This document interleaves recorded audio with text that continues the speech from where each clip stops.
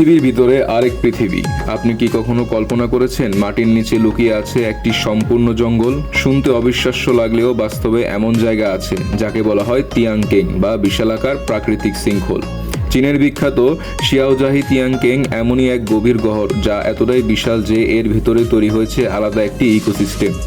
এই গহ্বরের ভিতরে রয়েছে ঘনসবুজ বন, অজানা প্রজাতির পোকামাকড় ও প্রাণী, আর কুয়াশাচ্ছন্ন পরিবেশ, বিরল ও প্রাচীন গাছপালা।